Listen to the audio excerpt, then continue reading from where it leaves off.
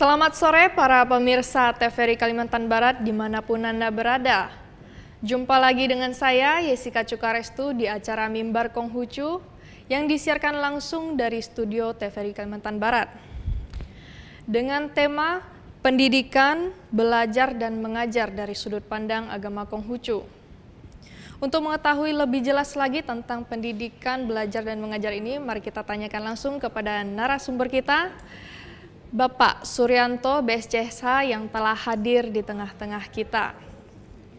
Selamat sore Bapak. Selamat sore. Weite Tung Tien. Weite. Gimana kabarnya hari ini? Baik, kabar baik hari ini. Baiklah Pak, sebelum kita masuk lebih lanjut mengenai pendidikan, belajar dan mengajar dalam agama Konghucu, sebelum itu kita ingin menanyakan bagaimana tanggapan Bapak mengenai topik yang akan kita angkat pada sore hari ini. Ya, terima kasih Taucin Yesika. Selamat sore pemirsa TVRI Kalimantan Barat yang berbahagia. Memang tema kita mengenai pendidikan, belajar dan mengajar. Nah, kita mengetahui bahwa pendidikan itu sangat penting dalam kehidupan kita. Dalam kehidupan suatu negara. Kalau negara itu maju atau negara itu berkembang atau negara itu negara yang tertinggal, itu semuanya dipengaruhi oleh yang namanya pendidikan. Ya kan? Kalau kualitas pendidikan suatu negara itu tinggi dan masyarakatnya mempunyai mengecap pendidikannya hampir rata-ratanya sudah perguruan tinggi, nah tentu negara tersebut dapat dikategorikan negara tersebut negara maju. Nah kalau misalnya pendidikan di suatu negara itu sedang-sedang aja, ya kan, sarana prasarana dan lain-lainnya kurang memadai, ya kan, nah itu masih kategori negara-negara berkembang. Nah kalau misalnya dari segi kualitas dan kuantitas pendidikan itu sangat rendah, ya kan, dan sarana prasarana juga kurang memadai, nah biasanya negara tersebut termasuk negara tertinggal atau terbelakang. Makanya sangat penting bagi suatu negara harus memperhatikan kualitas pendidikannya, ya kan. Untuk apa? Kalau misalnya kualitas pendidikannya sudah tinggi, otomatis ya bisa negara itu bisa disejajarkan dengan negara maju. Nah, maka dari itu penting bagi kita hari ini membahas tentang pendidikan, belajar dan mengajar. Ya, dan tentunya di dalam kehidupan kita tidak terlepas dari pendidikan ya Pak. Betul. Nah, kemudian untuk mengetahui lebih jelas dan lebih dalam lagi, kita harus mengetahui dulu bagaimana definisinya. Ya. Dan sesuai dengan tema kita, tolong Bapak jelaskan definisi dari pendidikan, belajar dan mengajar tersebut. Oke, baik. Sebetulnya definisi pendidikan itu sangat banyak versi ya. Banyak para ahli itu memberikan definisi, tetapi saya cukup ambil salah satu aja. Dalam definisi pendidikan dikatakan bahwa itu adalah suatu usaha sadar dan terencana untuk mewujudkan suasana belajar dan proses pembelajaran agar peserta didik secara aktif mengembangkan potensi dirinya. Untuk apa? Untuk memiliki kekuatan spiritual, keagamaan, pengendalian diri, kepribadian, kecerdasan, akhlak mulia, serta keterampilan yang diperlukan dirinya dan masyarakat. Nah, dalam pendidikan ini sangat penting yaitu aktif dalam mengembangkan potensi dirinya untuk memiliki kekuatan. Kekuatan apa? Kekuatan spiritual keagamaan. Itu adalah definisi dari segi pendidikan. Selanjutnya kalau misalnya belajar, kita bicara tentang pendidikan dan belajar. Belajar itu adalah sebuah proses juga dia. Suatu proses perubahan kualitas dan kuantitas tingkah laku. Jadi proses perubahan kualitas dan kuantitas tingkah laku seperti peningkatan kecakapan, pengetahuan, sikap, kebiasaan, pemahaman, keterampilan dan daya pikir. Nah, berikutnya mengenai mengajar. Mengajar juga mempunyai definisi, yaitu suatu proses juga, proses kegiatan yang sengaja. Proses kegiatan yang sengaja dan berencana untuk membimbing dan mengawasi siswa dalam aktivitas belajar untuk mencapai tujuan yang telah ditetapkan.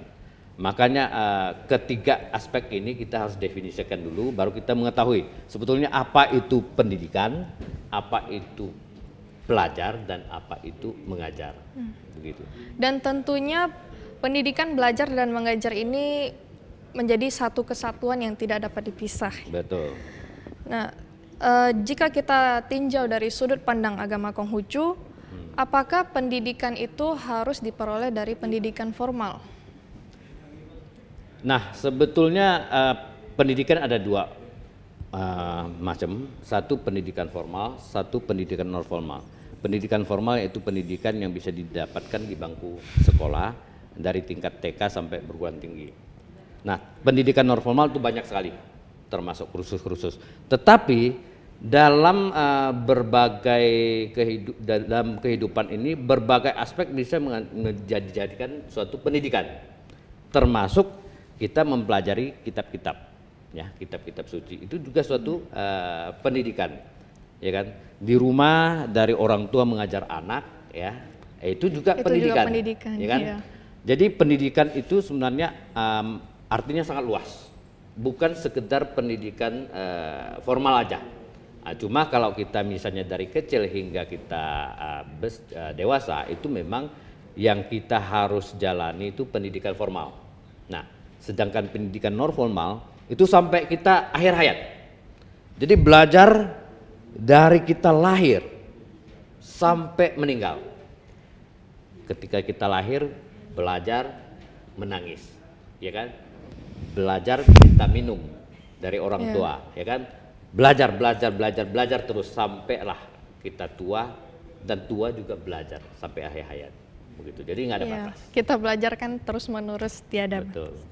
Dan pemerintah tentunya sangat ingin memajukan pendidikan yang ada di Indonesia. Ya.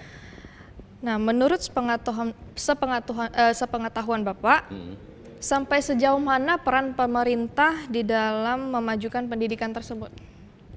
Nah, kalau kita lihat pemerintah Republik Indonesia kali ini ada kemajuan lah ya. Dulu anggaran APBN-nya sangat kecil. Nah, sekarang tahun 1999 ya, itu sudah minimal sudah 20% APBN-nya. Jadi APBN sekarang sudah lumayan ya. Nah, sebetulnya kalau bisa ditingkatkan lebih bagus lagi, ya kan? Misalnya sampai 30%. Karena apa? Pendidikan itu sebenarnya itu acuannya. Jadi suatu negara maju atau tidak itu dari segi pendidikan, kualitas pendidikan. Nah, kalau misalnya anggarannya nggak cukup dalam bidang pendidikan, bagaimana negara bisa maju? Sarana prasarana, ya, teknologi di dalam pendidikan, ya kan, termasuk para guru, ya, gaji atau honor para guru itu sangat penting. Ya kan, kalau guru kurang sejahtera, bagaimana pendidikan mau maju? Termasuk pembebasan SPP ya. SPP. Nah, itu juga mempengaruhi, ya kan, mempengaruhi kualitas dari pendidikan itu sendiri. Jadi sekarang peran pemerintah di bidang pendidikan termasuk lumayan lah ya dibanding APBN sebelumnya. Dan sangat penting sekali peran pemerintah di sini ya. Benar. Dan apakah Nabi Konghucu ada memberikan penekanan kepada umatnya dalam hal pendidikan? Wah, kalau untuk Nabi sendiri tentang pendidikan itu sangat luar biasa. Sangat luar biasa. 2500 tahun yang lalu Nabi Konghucu sudah membuka tabir ya pendidikan, dan Nabi Konghucu itu mengajar mengajar sampai muridnya 3.000 orang totalnya. Dan boleh katakan semua tanpa biaya. Tanpa biaya. Jadi sebenarnya 2.500 tahun yang lalu Nabi Konghucu sudah mengajar. Sudah memberikan pendidikan kepada umat, kepada masyarakat luas. Nah, bayangkan 2.500 tahun yang lalu, ya kan? Dan kita bisa membuktikan bahwa di dalam kitab sesuci ayat-ayatnya banyak sekali tentang pendidikan. Kemarin saya kumpulkan kurang lebih hampir 60 ayat Banyak berbicara sekali. tentang pendidikan. Nah, kenapa? Makanya dalam agama Konghucu yang disebut bahasa lainnya Dao Jiao, yaitu agama yang lembut, budi pekertinya, dan agama orang terpelajar. Ya kan? Ya. Kenapa terpelajar? Disitulah yang dipentingkan bahwa pendidikan sangat penting, yang membuat orang terpelajar, intelek, ya kan, daya pikirnya bagus, begitu. Apa itu terdapat di dalam kitab suci, Lici misalnya, ya, tertulis. Kalau ya, ada tolong coba dilihat. Di dalam Lici saya bisa bacakan. Dalam Lici pasal 16 ayat 1. Lici pasal 16 ayat 1. Nah, di sini mengatakan bila penguasa selalu memikirkan atau memperhatikan perundang-undangan dan mencari orang baik dan tulus, ini cukup untuk mendapat pujian. Tetapi tidak cukup untuk menggerakkan orang banyak. Bila ia berusaha mengembangkan masyarakat yang baik dan bijak dan dapat memahami mereka yang jauh, ini cukup untuk menggerakkan rakyat, tetapi belum cukup untuk mengubah rakyat. Bila ingin mengubah rakyat dan menyempurnakan adat istiadatnya, dapatkah kita tidak harus melalui pendidikan? Nah, pertanyaannya, dapatkah kita tidak harus melalui pendidikan? Berarti sangat penting sekali pendidikan ini, sangat penting ya. Ya, sangat. Makanya untuk menggerakkan rakyat, mengubah rakyat ya, juga menyempurnakan adat istiadat, kuncinya adalah pendidikan. Ya. Makanya sangat penting pendidikan dalam agama Konghucu. Nah, seperti yang kita ketahui bahwa sekarang pemerintah sudah pemerintah sudah mengembalikan hak umat Konghucu untuk memperoleh pendidikan agama Konghucu di sekolah. Ya. Nah, proses dan prosedur yang bagaimanakah akan menjadikan pendidikan agama Konghucu lebih maju?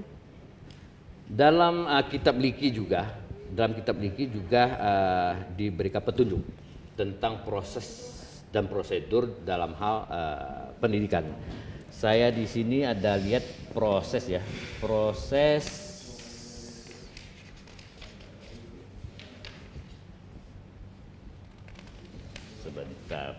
Nah, itu Lici pasal 16 ayat 13. Nah, Lici pasal 16 ayat 13. Saya bacakan. Seorang cunce atau susilawan yang mengerti apa yang menjadikan pendidikan berhasil dan berkembang, dan mengerti apa yang menjadikan pendidikan hancur, ia boleh menjadi guru orang. Maka cara seorang cunce memberikan pendidikan jelasnya demikian. Ia membimbing berjalan dan tidak menyeret. Bimbing jalan tapi tidak nyeret, ya kan? Maksudnya bagaimana? Bimbing aja, tidak memaksa. Kalau nyeret kan maksa. Iya, ya kan? Kalau dia bimbing, ya diantar, ya sejenis disayang lah gitu ya. Kalau nyeret kan main paksa, ya kan? Nah,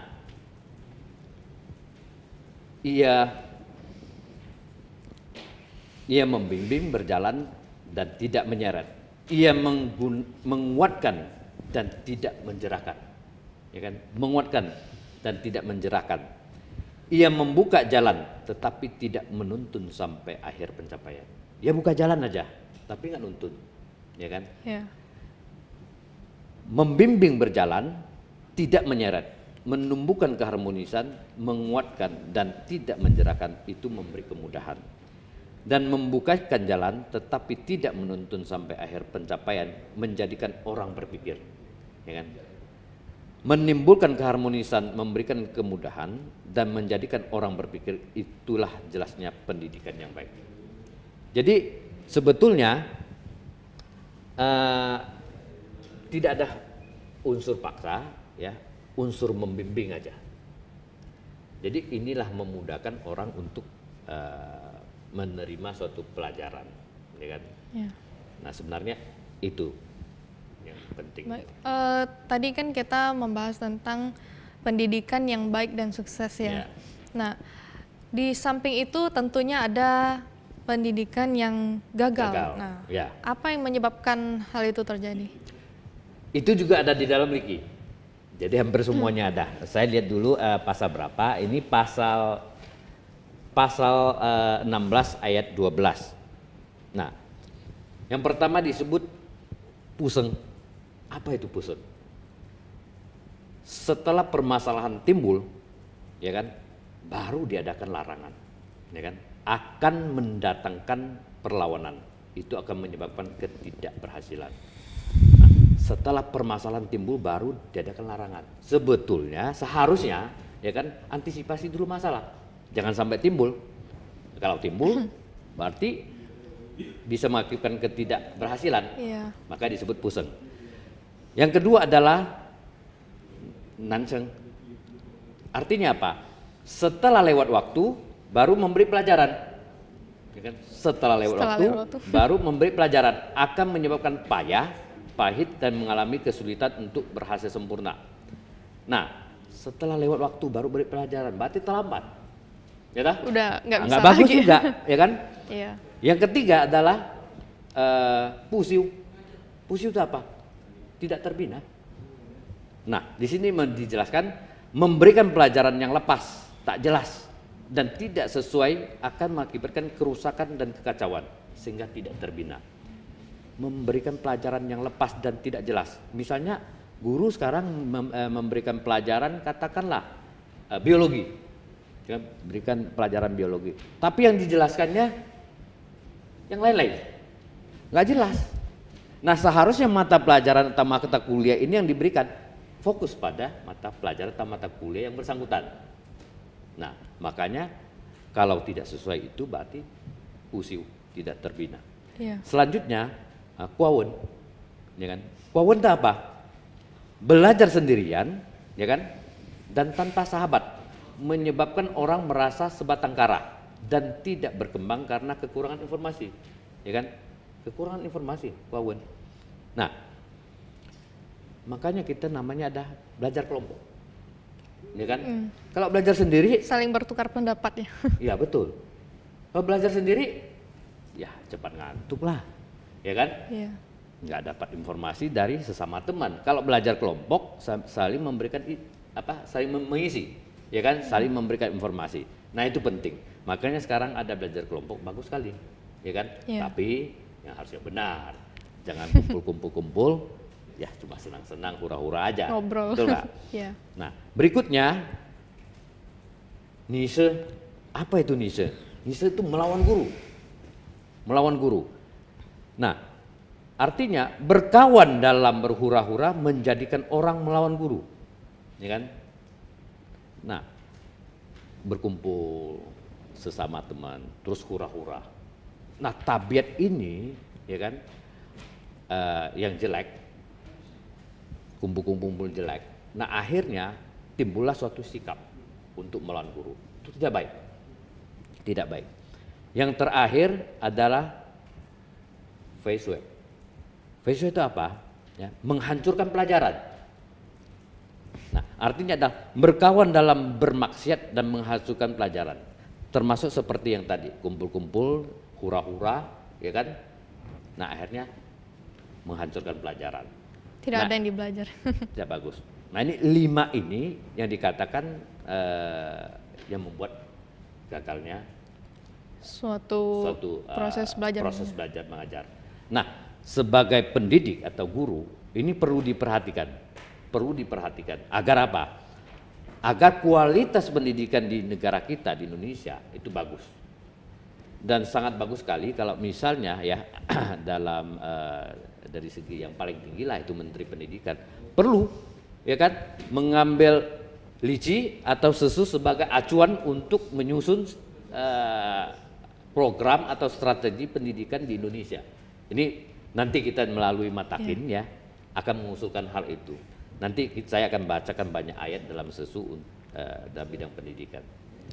Dan tentunya di sini keberhasilan proses belajar mengajar sangat berkaitan dengan seorang pendidik. Betul. Nah, menurut Bapak Suryanto, apa yang harus dilakukan pendidik, apa perannya untuk memajukan proses belajar mengajar agar proses belajar mengajar ini dapat berjalan dengan baik? Peran pendidik? Iya, peran seorang pendidik. Sebetulnya pendidik itu ya pasti berperan, ya kan, namanya dosen, guru, ya kan. Sebetulnya yang paling penting itu kualitas pendidik dulu. Kalau pendidiknya berkualitas, wawasannya luas, ya, baik di tingkat TK, SD, LTA, ya, sampai perguruan tinggi, itu memang yang paling pertama adalah kualitas pendidik. Kalau kualitas pendidik dan cara teknik mengajarkannya juga bagus, ya kan, otomatis anak didiknya, ya kan, anak didiknya akan juga lebih cepat memahami. Nah, anak didik juga lebih pintar.